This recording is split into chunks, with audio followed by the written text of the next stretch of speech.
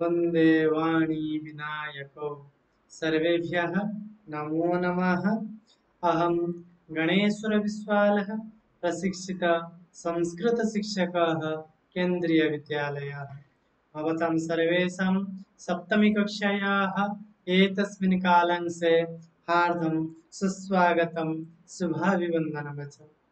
बच्चों, आज हम सप्तमी कक्षा के अष्टमः पाठः त्रिवर्णः ध्वजः इति शीर्षकं पठिष्यामः। तो बच्चों, आइए इस सुंदर विषय का जो भाव है, इस सुंदर विषय का जो उद्देश्य है, इस सुंदर विषय का जो तात्पर्य है, उसको अवलोकन करते हैं और हृदयंगम भी करते हैं। तो बच्चों, हमारे शीर्षक के नाम है त्रिवर्णः ध्वजः, अर्थात त्रिवर्ण अर्थात तीन वर्ण, ध्वजः अर्थात झंडा। जिस झंडा में तीन वर्ण है उसको हम त्रिवर्णः ध्वजः, त्रिरंगा पताका हम बोलते हैं। तो आइए इस त्रिवर्ण ध्वज विषय को, जो हमारा जातीय पताका है, उसके बारे में बहुत कुछ सीखेंगे और बहुत कुछ शिक्षणीय तत्वों के बारे में ज्ञान अर्जन करेंगे। तो बच्चों, जो हमारा पाठ्यांश का प्रथम पैराग्राफ है, केचन बालकाः काश्चन बालिकाश्च स्वतंत्रता दिवसस्य ध्वजारोहण समारोहे सोत्साहं गच्छन्तं परस्परं संलापन्ति।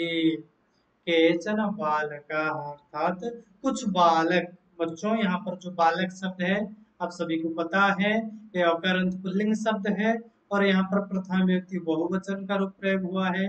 तो बालकाः का विशेषण पद है केचन, तो वहां पर भी पुल्लिंग प्रथम व्यक्ति बहुवचन है। तो केचन बालकाः अर्थात कुछ बालक, काश्चन बालिकाश्च कुछ बालिकाएं। तो बालिका ये स्त्रीलिंगन शब्द है और प्रथम व्यक्ति बहुवचन में है। बालिका उसका भी विशेषण में आ गया काश्चन। तो केचन बालकाः काश्चन बालिकाश्च अर्थात कुछ बालक और कुछ बालिकाएं।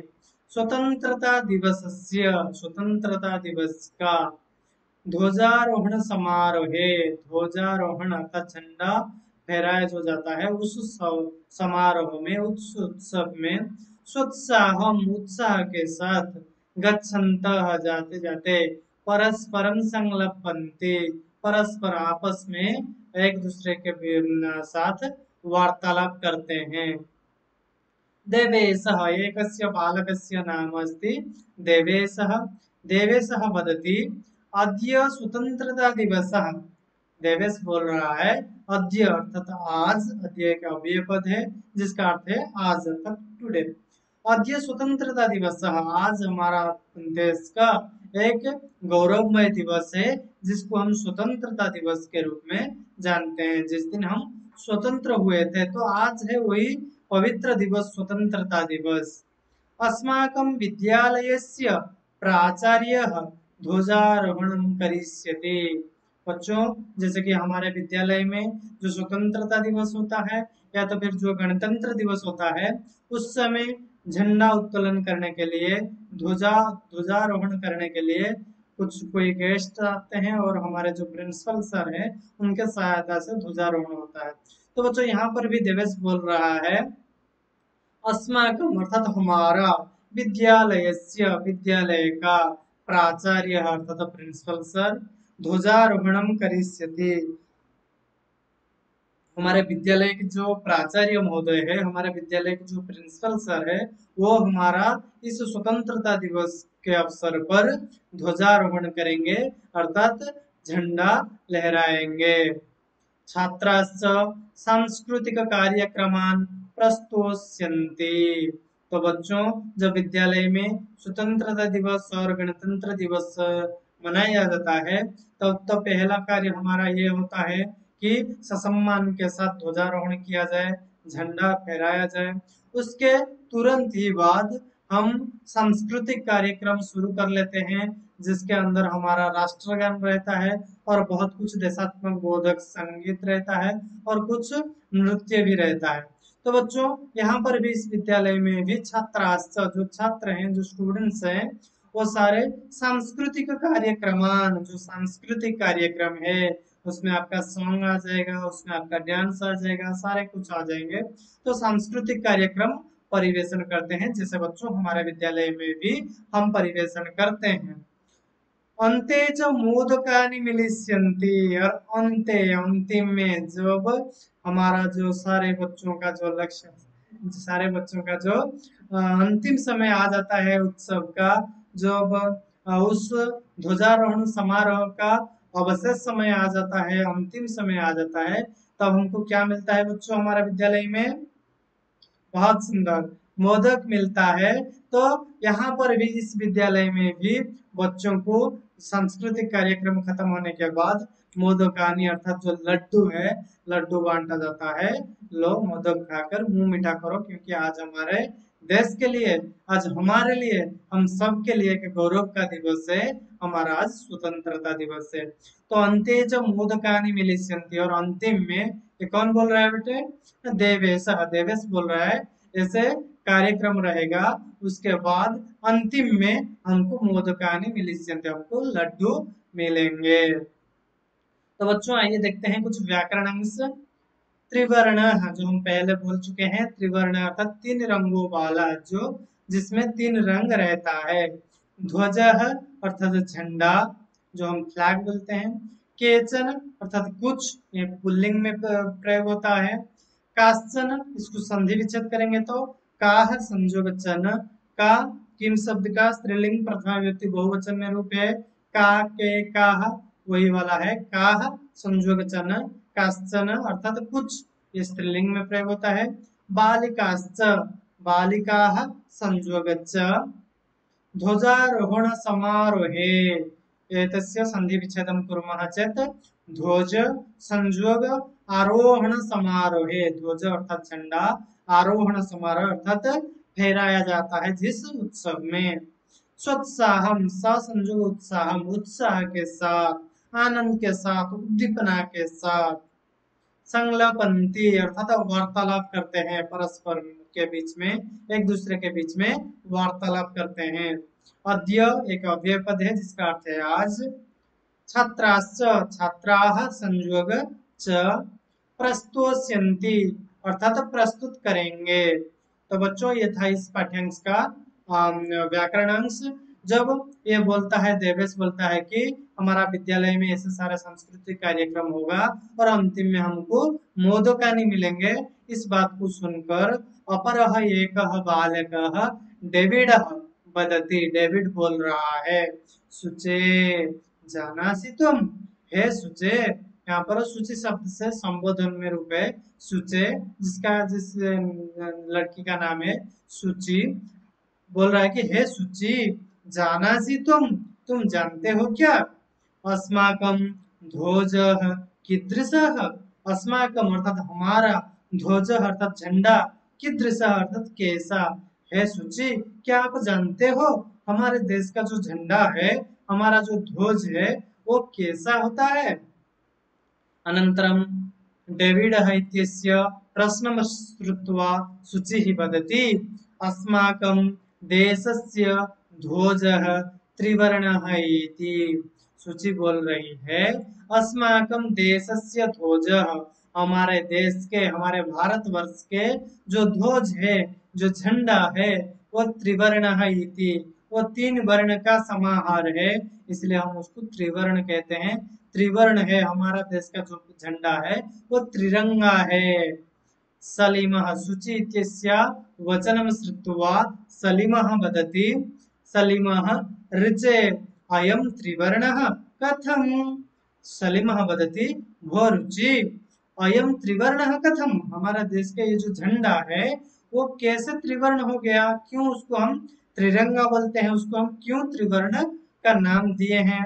ऋचिः वदति, अस्मिन् ध्वजे त्रयः वर्णाः सन्ति। रुचि बोल रही है, अस्मिन् ध्वजे अर्थात हमारे भारतवर्ष का जो जातीय झंडा है, जो जातीय पताका है, उस पताका में, उस ध्वज में त्रयः वर्णाः सन्ति, तीन वर्ण है। तो बच्चों यहाँ पर एक जानने की चीज है।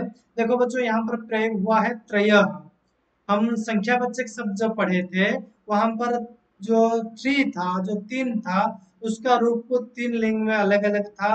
पुल्लिंग में त्रयः, स्त्रीलिंग में तीसरा, बहुत सुंदर, और नपुंसकलिंग में त्रीणि, ऐसे प्रयोग था। तो यहाँ पर त्रयः का प्रयोग हुआ है। क्यों बच्चे?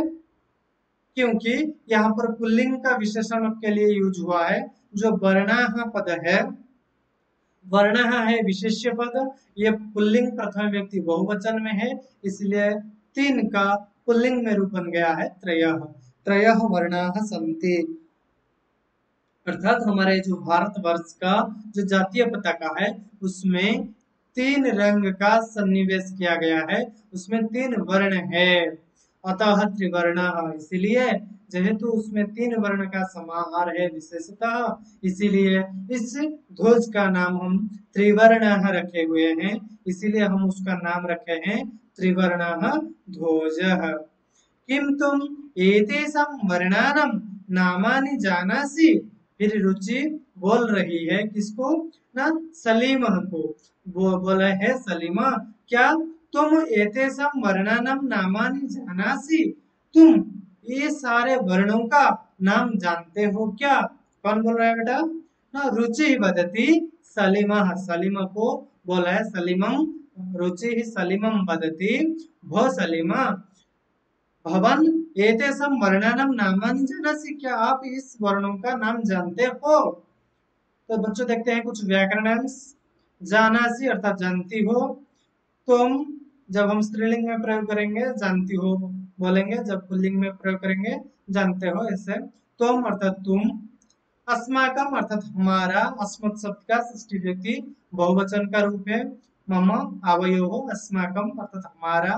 कीदृशः कैसा पुल्लिंग में प्रयोग है। स्त्रीलिंग में प्रयोग करेंगे तो कीदृशी, नपुंसक में प्रयोग करेंगे तो कीदृशम। तो यहाँ पर कीदृशः हुआ है क्योंकि पुल्लिंग में प्रयोग हुआ है, ध्वज हमारा पुल्लिंग था। अव्यय पदानी, इस पैराग्राफ में कुछ हमको अव्यय पद मिले हैं। इति कथम अतः, ठीक है। तो आगे देखते हैं। जब रुचि सलीम को बोल रही है, वो सलीम क्या आप जानते हो, हमारे भारतवर्ष के जो जातीय पताका है, जो जातीय ध्वज है, उसमें त्रयः वर्णाः सन्ति, उसमें तीन वर्ण है। उन तीन वर्ण का नाम क्या है जानते हो क्या? ये प्रश्न सुनकर सलीम बोल रहा है। सलीमः वदति, अरे केसरवर्णः श्वेतः हरितः च एते त्रयः वर्णाः। सलीमः वदति, सलीम बोल रहा है, अरे अर्थात है रुचि, केसर वर्णः अर्थात हमारा जो झंडा है, हमारा जो त्रिवर्ण ध्वज है, उसमें जो तीन वर्ण है, उससे पहला वर्ण है केसर वर्णः। तो बच्चों देखिए, केसर वर्ण ऐसा होता है, केसर वर्णः। द्वितीयः वर्णः श्वेत वर्णः।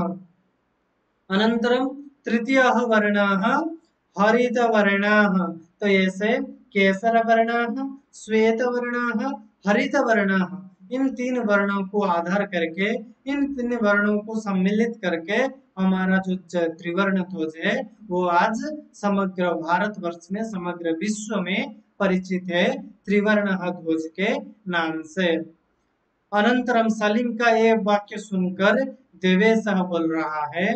देवेशः वदति, अस्माकं ध्वजे एते त्रयः वर्णाः किं सूचयन्ति?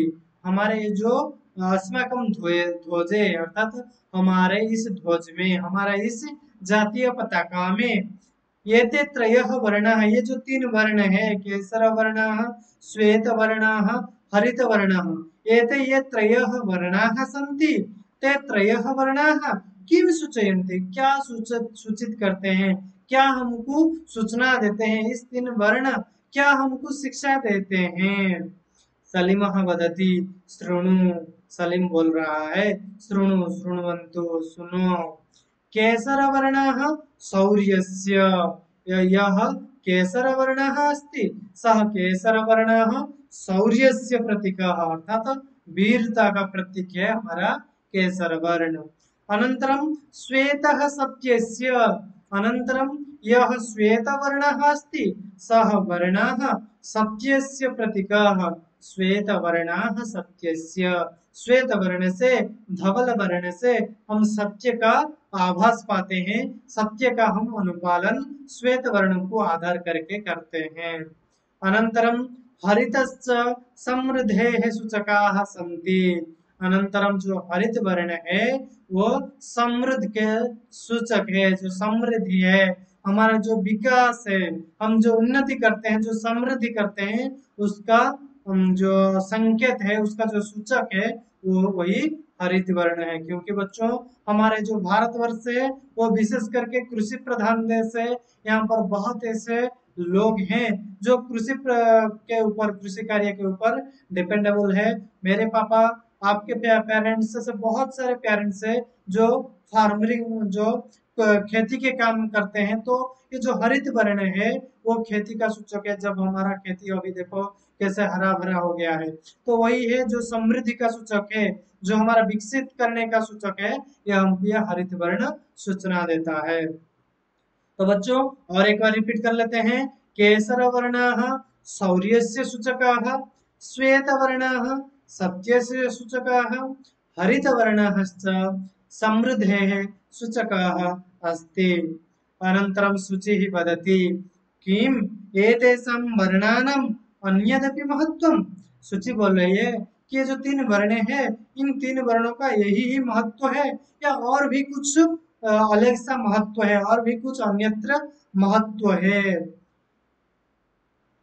अनंतरम सूची का ये बात सुनकर जब सूची ने बोल दी इस तीन वर्णों का और कुछ महत्व है तो बताओ, ये बात सुनकर फिर आता है इन वर्णों का क्या महत्व है बोलने के लिए डेविड आता है।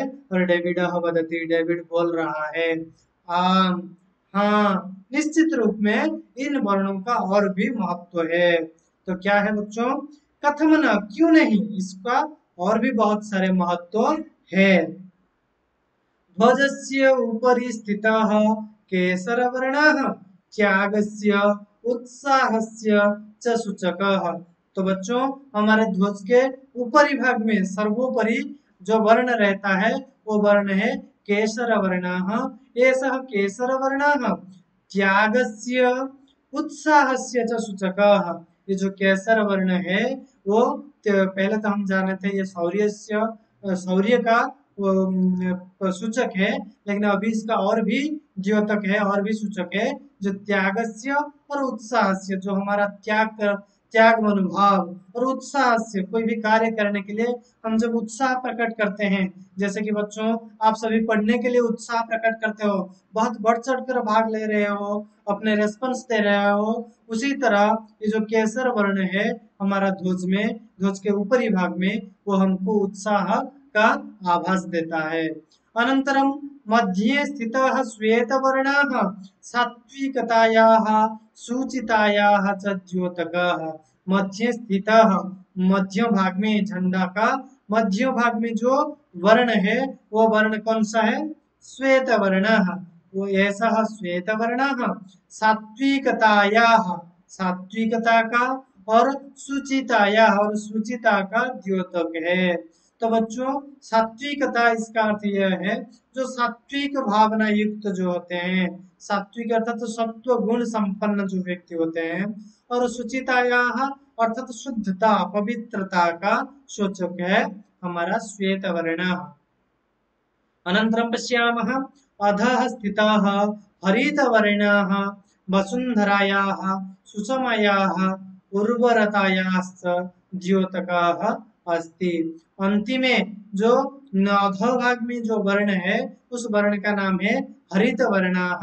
एषः हरित वर्णाः कस्य द्योतकः अस्ति? न वसुन्धरायाः सुषमायाः उर्वरतायाश्च।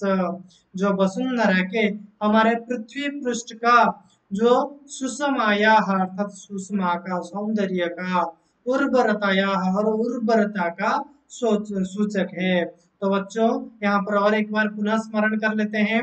केसर वर्णः त्यागस्य उत्साहस्य च द्योतकः, श्वेत वर्णः सात्विकतायाः सूचितायाः च द्योतकः अस्ति, हरितवर्णाः सुषमायाः उर्वरतायाः च द्योतकः अस्ति। अनन्तरं पश्यामः तेजिन्दरः वदति शुचे ध्वजस्य मध्ये एकं नीलवर्णं चक्रं वर्तते। हे शुचि, ध्वजस्य मध्ये, ध्वज का मध्य भाग में एकम नील वर्णम चक्रम वर्तते, ध्वज के ठीक बीचों बीच जो श्वेत वर्ण है, श्वेत वर्ण में और श्वेत वर्ण के मध्य भाग में आपको एक चक्र मिलेगा जो कि नील वर्ण में है, जैसे आपको भी स्क्रीन पे दिखाई दे रहा है। ऐसे नील वर्ण का एक चक्र भी शोभा पाता है। शुचि, फिर शुचि बोल रही है आम आम, हाँ हाँ, ईदम अशोक चक्रम कथ्यते, ईदम चक्रम अशोक चक्रम इति कथ्यते। अर्थात ये जो चक्र श्वेत वर्ण के बीचों बीच है, वह हमारा जो त्रिवर्ण ध्वज है उसके मध्य भाग में जो ये चक्र विद्यमान है, उस चक्र को हम अशोक चक्र के नाम से जानते हैं। एतत् प्रगतेः न्यायस्य च प्रवर्तकम्, एतत् अशोकचक्रं प्रगतेः न्यायस्य च द्योतकम् अस्ति। अर्थात यह जो अशोक चक्र है, यह प्रगति अर्थात हमारा विकास का, और न्यायस्य अर्थात न्याय का, जो हमारा न्यायशीलता, जो हमारा लॉ है, उस सबका जो द्योतक है वो हमारा अशोक चक्र है। अनंतरम सारनाथे अशोक स्तंभ अस्ति। ये जो अशोक स्तंभ, बच्चों ये देखो अशोक स्तंभ, ये अशोक स्तंभ कहाँ पर विद्यमान है? सारनाथे, सारनाथ नामक स्थान में ये अशोक चक्र विद्यमान है। तस्मात् एव एतत् गृहीतम्, तस्मात् एव अर्थात अशोक चक्रात एव, बच्चों देखो अशोक चक्र के नीचे भाग में, पर नीचे में यह चक्र विद्यमान है। यह चक्र इसी अशोक चक्र से, अशोक स्तंभ से संग्रहित हुआ है, जो अशोक स्तंभ सारनाथ में विद्यमान है। तो बच्चों इस पाठ्यांश का कुछ व्याकरण अंश देख लेते हैं। सात्विकतायाः अर्थात सत्व गुण युक्त का, शुचितायाः अर्थात शुद्धता का, द्योतकः अर्थात सूचक, सुषमायाः अर्थात सुंदरता का, षष्ठी व्यक्ति सब में यूज हुआ है, मध्य अर्थात मध्य भाग में, आम अर्थात हाँ, प्रगते है अर्थात विकास का। तो बच्चों ऐसे हमारा तीन वर्ण का और मध्य भाग में जो अशोक चक्र है उसका जो द्योतक है, जो सूचक है, उसके बारे में हमको बताया गया है। और ये जो अशोक चक्र है, ये अशोक चक्र अशोक स्तंभ से आया है, जो अशोक स्तंभ सारनाथ में विद्यमान है। तो उसके बाद प्रणव वदति, प्रणव बोल रहा है अस्मिन् चक्रे चतुर्विंशति अराह सन्ति। अर्थात अस्मिन् चक्रे, इस चक्र में, अर्थात बच्चों कस्मिन् चक्रे, धन्यवाद।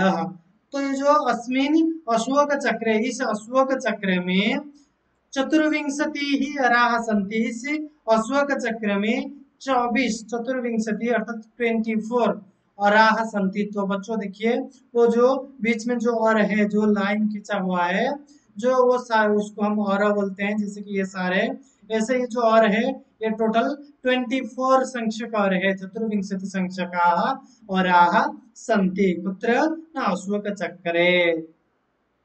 अनन्तरं मेरी वदति भारतस्य संविधान सभायां 22 जुलाई 1947 तमे वर्षे समग्रतया अस्य ध्वजस्य स्वीकरणं जातम्।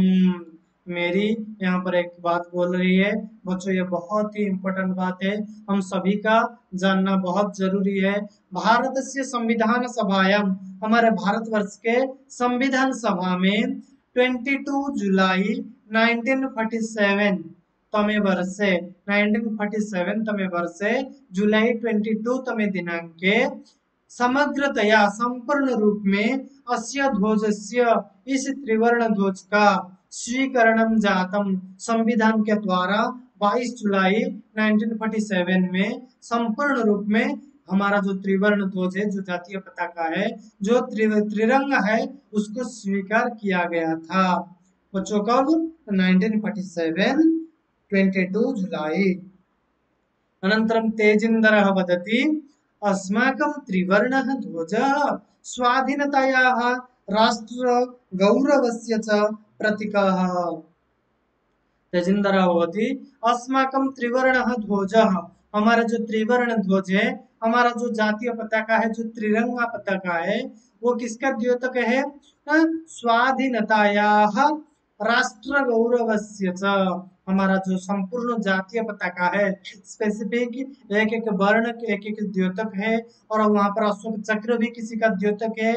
फिर अंतिम में संपूर्ण ध्वज जो है, संपूर्ण त्रिरंगा, संपूर्ण त्रिवर्ण ध्वज स्वाधीनतायाः राष्ट्र गौरवस्य च द्योतकम् अस्ति, अर्थात झंडा जो हमारा जातीय पताका है, वो हमारा स्वाधीनता का और राष्ट्र गौरव का, अर्थात हमारा मन में जो राष्ट्र के प्रति जो गौरव भावना है, वो इस हम जातीय पताका को देखकर हमारा मन में पैदा हो जाता है। तो बच्चों, हम जहाँ कहाँ भी जातीय पताका को देख लेते हैं, निश्चित रूप से हृदय के अंदर से जातीय पताका के प्रति हमारा मन से ही प्रेम भाव आ जाता है, सम्मान भाव आ ही जाता है। वही होता है हमारा देश प्रेम, वही होता है हमारा राष्ट्र के प्रति हमारा जो गौरव भावना, वही होता है हमारा राष्ट्र के प्रति हमारा सद्भावना। अतएव स्वतंत्रता दिवसे गणतंत्र दिवसे च अस्य ध्वजस्य उत्तोलनं समारोह पूर्वकं भवति। अतः इसीलिए स्वतंत्रता दिवसे गणतंत्र दिवसे च, स्वतंत्रता दिवसे अर्थात स्वतंत्रता दिवस में और गणतंत्र दिवस में, ये जो दो दिवस में इस त्रिवर्ण ध्वज को उत्तोलन किया जाता है, उसको आरोहण किया जाता है समारोह पूर्वक, अर्थात समारोह के साथ उसको फहराया जाता है। बच्चों, हर दिन तो ये हमारा विद्यालय में हम जातीय पताका को क्या करते हैं, उत्तोलन करते हैं, लेकिन ये जो दो दिन है, स्वतंत्रता दिवस और गणतंत्र दिवस, वो दो दिन में हम समारोह पूर्वक बहुत ही राष्ट्रगान के साथ और उसको सांस्कृतिक कार्यक्रम के साथ उसको हम समारोह करके पालन करते हैं। अनन्तरम् अन्तिमे एकं ध्येयवाक्यम् अस्माकं कृते, जयतु त्रिवर्णः ध्वजः जयतु भारतम्, अर्थात हमारा जातीय पताका का जय हो, हमारा भारतवर्ष का जय हो। तो बच्चों, मेरे साथ और एक बार बोल दो, जयतु त्रिवर्णः ध्वजः जयतु भारतम्। तो बच्चों, आइए देखते हैं इस पाठ्यांश में कुछ व्याकरण अंश दिया गया है।